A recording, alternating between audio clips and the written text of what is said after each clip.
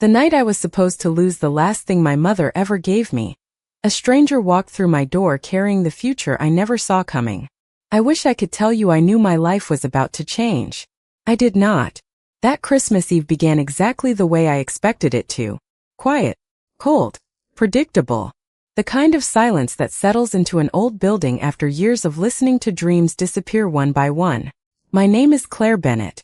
I am 48 years old, and for the last 15 years I have owned Bennett Books, a small independent bookstore tucked between a bakery and an antique shop on the corner of Maple and 3rd in Cedar Falls, Vermont. Tourists always called it charming. Children loved the reading nook beside the fireplace. Couples wandered through the poetry shelves holding hands every December. They all believed this place felt magical. I knew better. Magic had stopped living here long before everyone else noticed. 3 years earlier I buried my mother on Christmas morning. 2 years after that I signed the papers ending a marriage that had quietly fallen apart long before either of us admitted it aloud. Then, just when I convinced myself there was nothing left for life to take away, the bank called. If I could not find a buyer or refinance before New Year's Day, Bennett Books would close forever. I stood behind the old oak register that evening staring at the framed letter my mother had written the day I inherited the store. She believed books saved lonely people because every story whispered the same promise in a different voice. You are not alone. I wanted to believe her. Instead, I reached for the light switch. Outside, snow drifted across Main Street in thick white waves. Christmas lights glowed through the storm like distant stars slowly disappearing behind clouds. The weather forecast had warned everyone to stay home. Businesses closed hours ago. Church bells echoed once before the wind swallowed the sound completely. I checked the clock. 6 o'clock. Closing time. I picked up the handwritten sign that read "Back tomorrow" and turned toward the front window. That was when I noticed something leaning against the counter I had not seen before. A cardboard mailing tube nearly 3 feet long, tied with a faded red ribbon. Someone must have left it earlier in the afternoon. Across the shipping label, written in black marker, were 2 words that made my stomach tighten. Bennett Books. My fingers hovered above the ribbon, but before I could untie it, the bell above the front door rang. The sound cut cleanly through the silence. I looked up. A woman stepped inside wrapped in a forest green coat dusted with fresh snow. She carried a worn leather satchel over one shoulder, and loose strands of chestnut hair framed a face flushed from the bitter cold. She paused just inside the entrance, taking a slow breath as though she had finally reached somewhere she had been searching for all day. She offered an apologetic smile. "I know you are closing," she said softly, "but my car broke down about 10 miles outside town. Every hotel I tried is full because of the storm. Could I stay inside for just a few minutes until I figure out what to do?" I should have said no. I had spent years protecting the little life I still had by keeping strangers at a safe distance. Then another gust of wind slammed against the windows, shaking the old building hard enough to rattle every ornament hanging from the Christmas tree. I looked from the woman to the unopened mailing tube bearing my family's name. Something told me neither of them had arrived by accident. For reasons I could not explain, I unlocked the part of my heart that had stayed closed far longer than the front door. I held the front door open just long enough for her to step inside before the wind pushed another wave of snow against the glass. She pulled off her gloves and offered me a grateful smile that reached her hazel eyes before fading into quiet embarrassment. "Thank you," she said. "I promise I will not stay any longer than I have to." I nodded toward the reading corner beside the fireplace. "Warm up first. You can figure everything else out after that." She crossed the room slowly, taking in the towering shelves, the old wooden ladder, and the strings of Christmas lights that still glowed despite the storm outside. She stopped in front of the fireplace and stretched her hands toward the fading warmth. I watched without meaning to. There was something oddly familiar about the way she looked around the bookstore, as though she was not discovering it for the first time but remembering it. I turned my attention back to the unopened mailing tube on the counter. The faded red ribbon came loose with one gentle pull. Inside rested several rolled architectural drawings secured with a leather band. My pulse quickened. Before I could unroll the first page, my cell phone buzzed across the counter. It was the bank manager. I let it ring twice before answering. "Claire," he said gently, "I wanted to make sure you received the updated paperwork. If the financing is not resolved by January 1st, The property will move into the next stage. I closed my eyes for a moment. I understand. I am sorry. I know you are only doing your job. When the call ended, the bookstore somehow felt even quieter than before. I slipped the drawings back into the tube without looking at them. I was not ready to face another reminder that everything my mother built could soon belong to someone else. Bad news? The woman asked softly, her voice careful enough to give me room to ignore the question if I wanted. Just life, I answered with a tired smile. She accepted that answer without asking for more. I appreciated that more than she probably realized. The emergency weather alert suddenly interrupted the silence on the small battery-powered radio behind the register. A calm voice warned that all highways into and out of Cedar Falls were officially closed until morning because of whiteout conditions. Residents were advised to remain indoors. Tow truck services had also been suspended overnight. The woman let out a slow breath and reached for her phone. She checked the screen before giving a small defeated laugh. No signal. I glanced through the frosted front window. The bakery across the street had vanished behind thick sheets of blowing snow. Even the streetlights were little more than blurry circles of gold. Nobody was driving anywhere tonight. What is your name? I finally asked. Emily, she replied. Emily Carter. I am. Claire. She smiled. I know. I blinked in surprise. She immediately looked flustered. The sign outside says Bennett Books, and everyone in town pointed me here when I asked if there was somewhere I could wait out the storm. Her explanation made perfect sense, yet something about the hesitation before it stayed with me. I pushed the feeling aside. There is a small apartment upstairs, I said. It is nothing fancy, but it is warm, and the couch folds out into a bed. You should stay there tonight. Emily looked genuinely startled. Are you sure? I looked once more at the snow piling against the windows, then at the mailing tube carrying my family's name, and finally back at the woman whose unexpected arrival already felt strangely connected to both. Nobody should be alone in a storm like this, I said quietly as I picked up the brass keys from beneath the register. Come on. I will show you upstairs. The apartment above Bennett Books looked exactly the way it had the day my mother handed me the keys. The pine floor creaked beneath every step. The kitchen cabinets refused to close all the way, and books had slowly escaped the shelves downstairs until they filled nearly every corner of the living room. I switched on a small lamp beside the sofa, and warm amber light spread across the room. Emily stepped inside quietly, turning in a slow circle as if she were studying more than the furniture. Her eyes lingered on the old photographs hanging beside the staircase, the faded quilt folded over the armchair, and the tiny Christmas tree standing beside the window. This place feels loved, she whispered. I almost answered that it used to be. Instead, I handed her a stack of clean towels and an extra sweater. The bathroom is down the hall. The water is still hot, at least until the pipes decide otherwise. She laughed softly. I will consider that my Christmas miracle. While she disappeared behind the bathroom door, I opened the refrigerator and stared at what remained inside. Eggs, butter, cheddar cheese, half a loaf of sourdough, homemade cranberry preserves from Mrs. Peterson next door. It was hardly a holiday feast, but it was enough to share.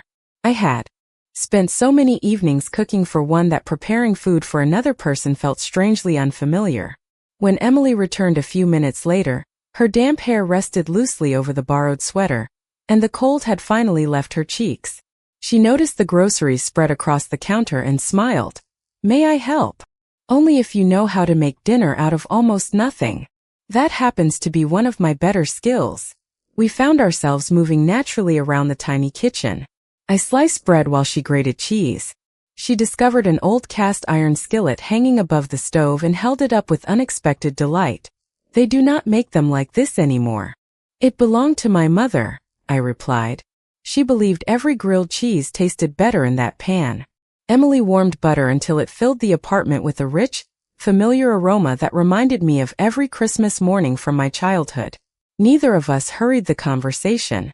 We spoke about favorite novels, little bookstores hidden across New England, and the strange comfort of places where people whispered instead of shouted. She told me she spent most of her life traveling between restoration projects, never staying anywhere long enough for neighbors to remember her name. I admitted that I had lived in the same town my entire life, and still sometimes felt invisible walking down Main Street.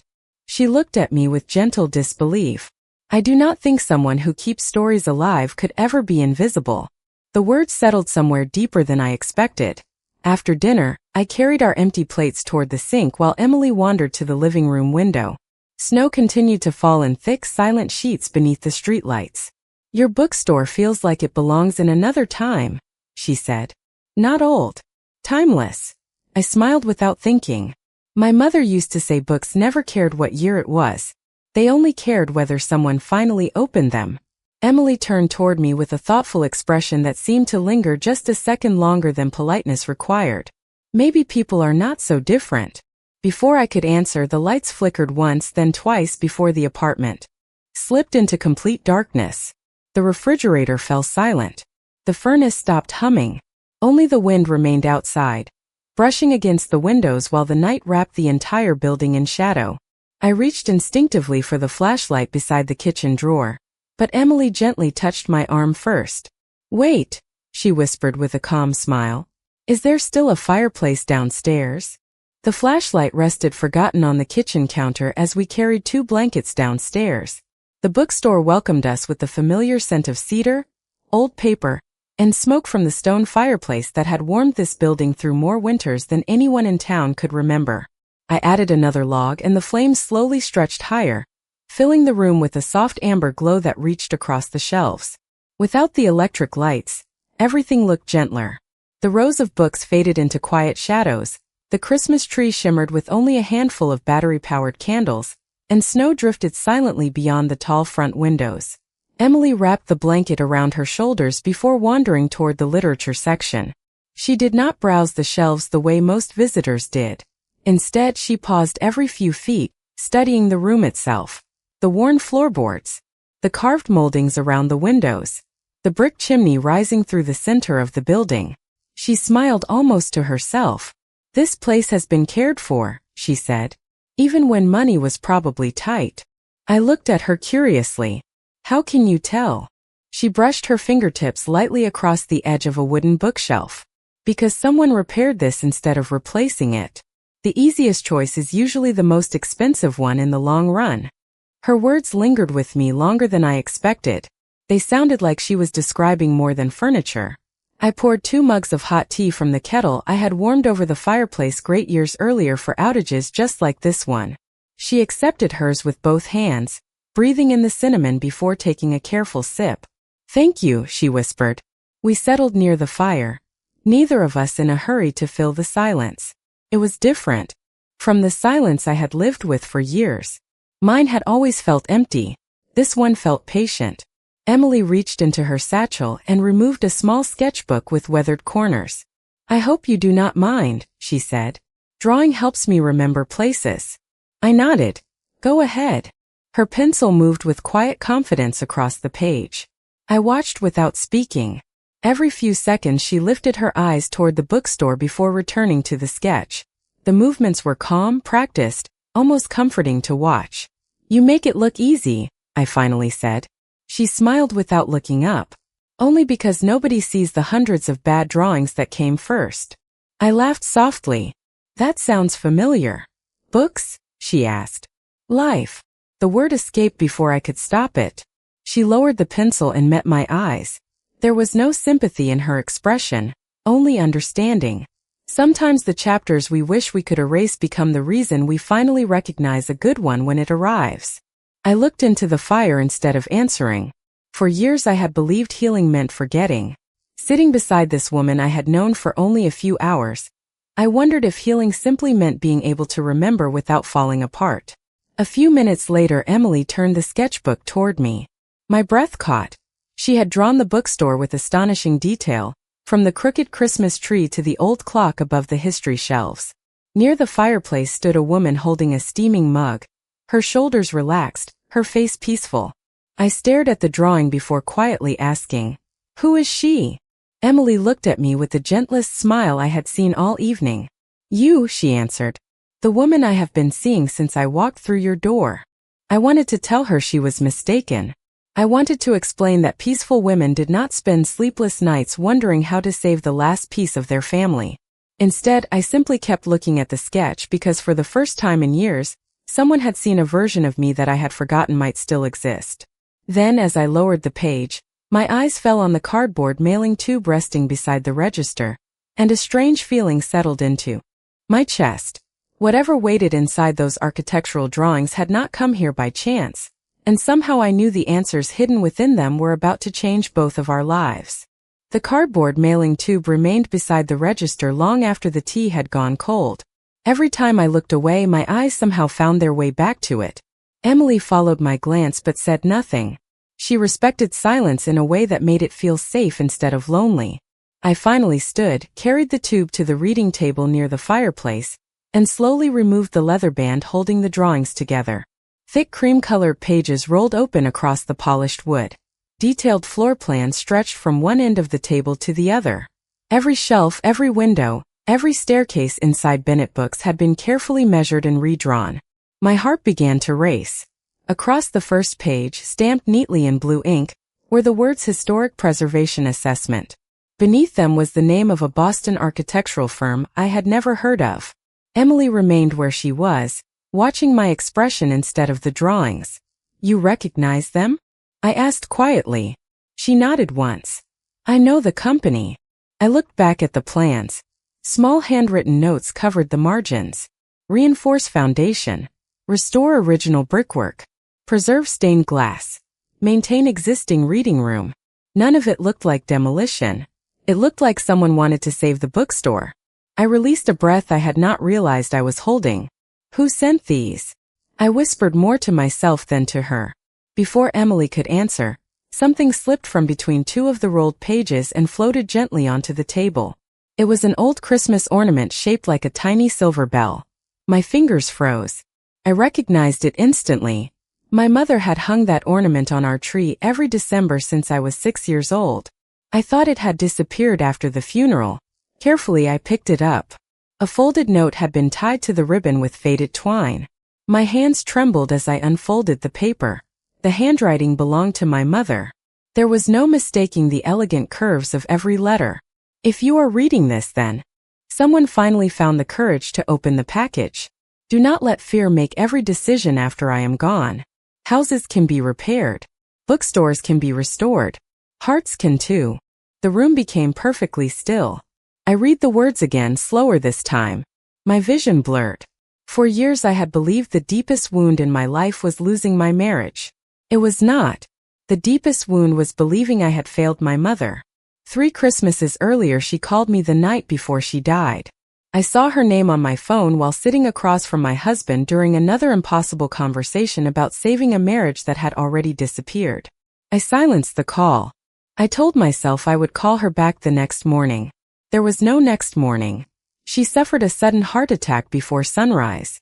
I had spent every Christmas since convincing myself that if I had answered, somehow everything would have been different. I lowered the note onto the table and covered my face with both hands. Across the room I heard Emily stand, but she did not rush toward me. She walked only halfway before stopping, leaving enough space for me to choose whether I wanted company. After several long seconds I looked up. Tears rested quietly in my eyes. "I never forgave myself," I admitted. "Not for the divorce. For missing my mother's last call." Emily's voice was almost a whisper. "If she wrote those words before you opened this package, then maybe she spent her final days hoping you would forgive yourself instead." I looked down at the little silver bell resting beside the drawings. For the first time in 3 years, the memory of my mother did not arrive carrying only guilt. It arrived carrying an invitation, and somehow, in the warmth of that old bookstore beside a woman who still felt like both a stranger and something strangely familiar, I found myself wondering if healing sometimes begins the moment we finally stop arguing with the past. The fire burned lower, settling into glowing embers that painted the bookstore with soft shades of gold and copper. I folded my mother's letter carefully and slipped it back beneath the silver bell, unwilling to let either of them out of my sight again. Emily remained across the table, giving me the rare kindness of waiting instead of filling the silence with comforting words. After a while, she reached for one of the architectural drawings and gently turned it toward me. May I show you something? She asked. I nodded. Her finger traced a series of pencil marks along the edge of the building. Whoever prepared these plans wanted to preserve everything that gives this place its soul. They were not trying to erase its history. They were trying to protect it. I studied the handwritten notes more carefully. Restore original oak shelves. Reinforce the reading loft.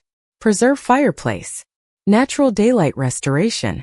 Every sentence felt less like construction and more like respect. You understand these better than I do, I said quietly. Emily smiled.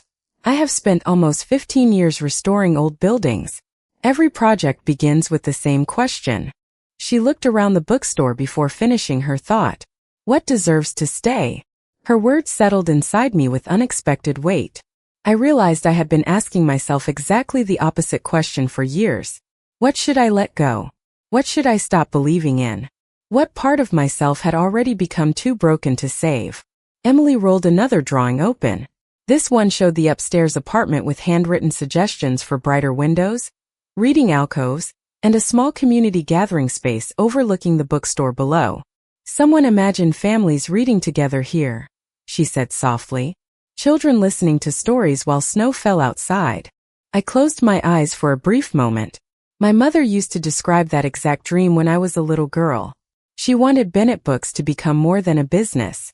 She wanted it to become a place where lonely people remembered they belonged somewhere. You really love old buildings, I said. Emily laughed quietly. I love places that survive. She hesitated before adding, people too.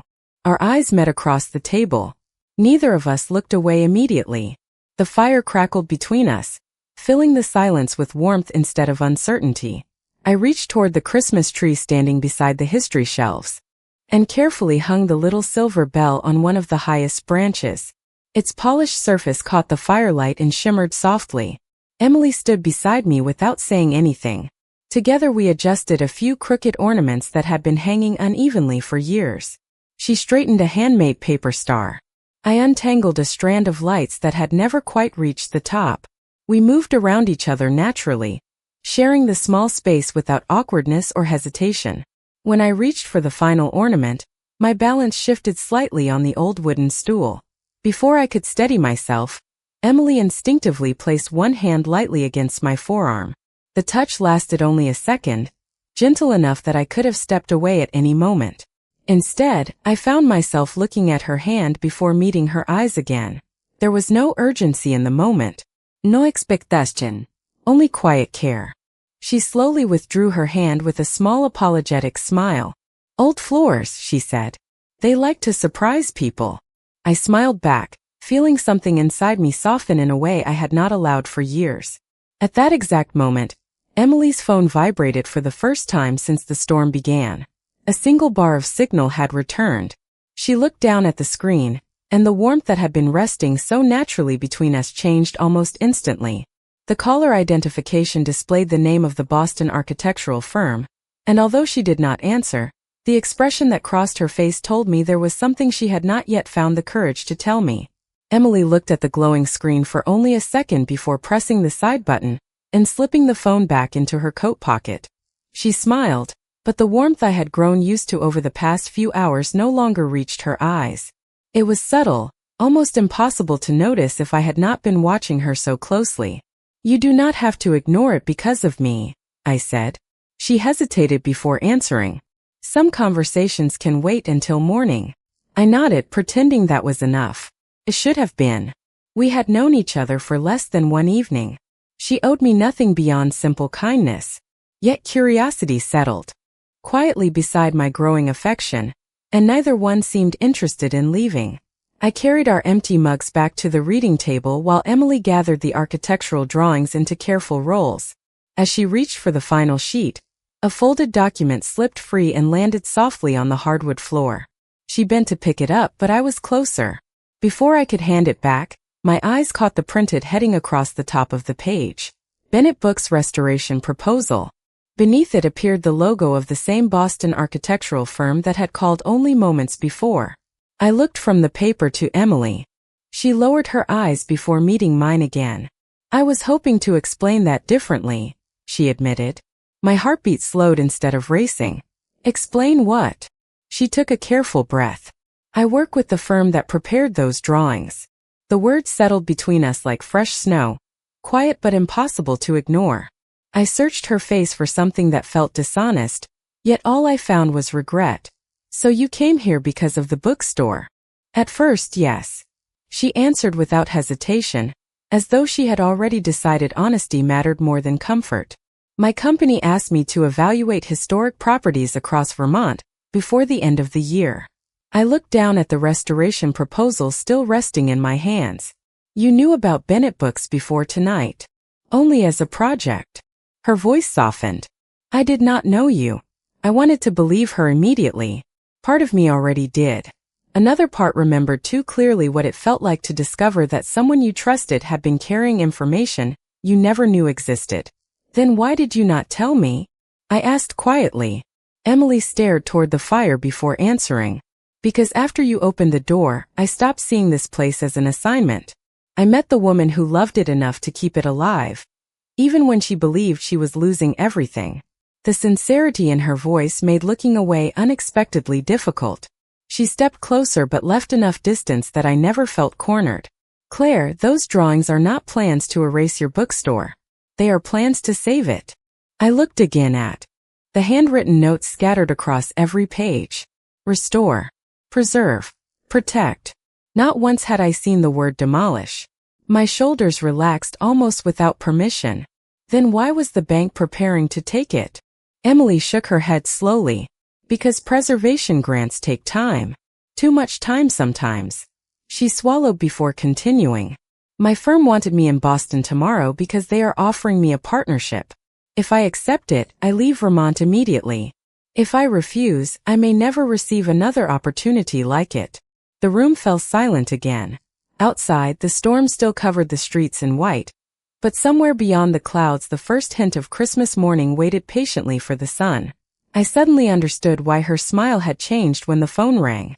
She was not hiding bad intentions. She was standing at a crossroads of her own.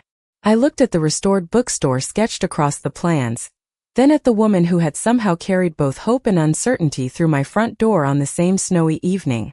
For the first time in years, the future no longer frightened me because it was empty. It frightened me because it suddenly held something I was afraid to lose. Neither of us spoke for several long moments. The fire continued its quiet conversation with the old brick fireplace while snow drifted against the windows, sealing the bookstore away from the rest of the world. I looked down at the restoration drawings again, tracing the careful pencil marks with my fingertips. Every note reflected patience. Every measurement respected the building my mother had loved. It was impossible to reconcile those pages with the fear I had carried ever since the bank called. If these plans have existed for this long, I asked softly, why has nobody contacted me? Emily hesitated before pulling a slim folder from her satchel. Because they were never officially approved. She opened it and placed a single document beside the drawings.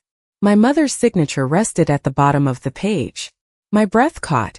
She met with our firm almost a year before she passed away, Emily explained quietly.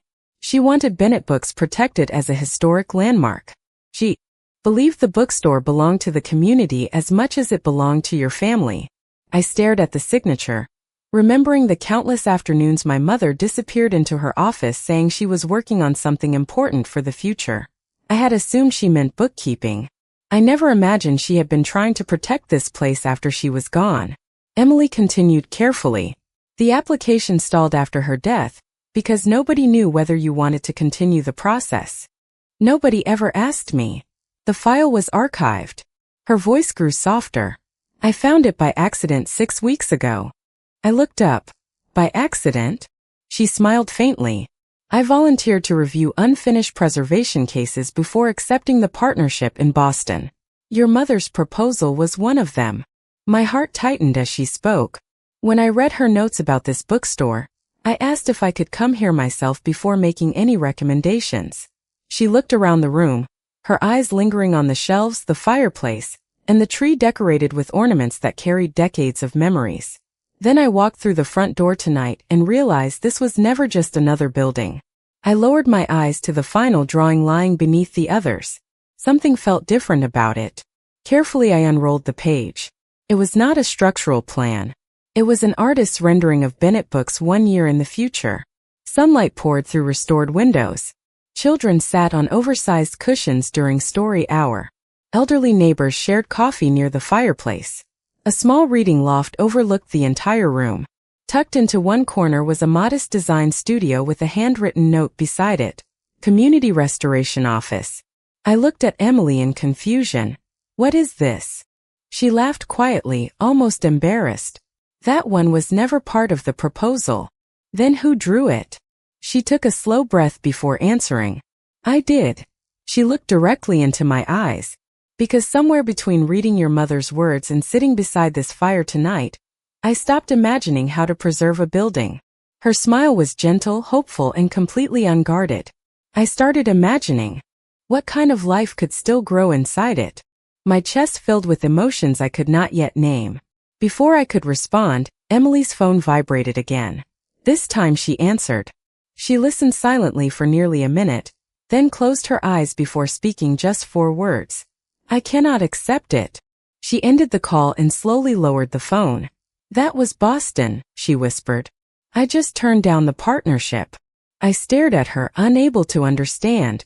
Why? Emily looked around the bookstore one last time before answering with complete honesty. Because I finally found something that feels more important than the career I thought I always wanted. Morning arrived without fanfare. I woke to the quiet sound of snow sliding gently from the bookstore roof, and pale winter sunlight spilling across the wooden floor upstairs. For the first time in years, Christmas morning did not begin with regret. It began with stillness. I found Emily already downstairs, standing beside the front window with 2 mugs of fresh coffee resting on the old oak counter. She had unlocked the front door just enough to let crisp winter air drift inside before quickly closing it again. Outside, Cedar Falls looked as though the storm had erased every sorrow and covered the town with a clean beginning. Children laughed while pulling sleds down Main Street. Neighbors shoveled sidewalks together. Church bells rang across the frozen morning, clear and steady beneath the bright blue sky. Emily handed me a mug and smiled. The roads are open again. I wrapped my hands around the warmth without answering. We both understood what those words meant. The storm that had brought us together was over. Every reason for us to remain in the same place had quietly disappeared. We stood beside each other watching the town wake up. Finally I looked toward the Christmas tree where my mother's silver bell reflected the morning light. She wanted this place to become a home for people, I said softly. I spent 3 years trying to protect a building, while forgetting why she loved it in the first place. Emily followed my gaze toward the shelves filled with stories waiting to be opened. She was protecting people, too. I smiled through the emotion gathering quietly behind my eyes. I think she still is. A little later we carried the restoration drawings upstairs and spread them across the kitchen table. Instead of feeling overwhelmed, I found myself imagining possibilities. A reading loft, community events, children's story afternoons, elderly neighbors gathering beside the fireplace with coffee and conversation. Every page no longer looked like a reminder of everything I could lose. They looked like an invitation to build something worthy of the woman who believed in me before I believed in myself.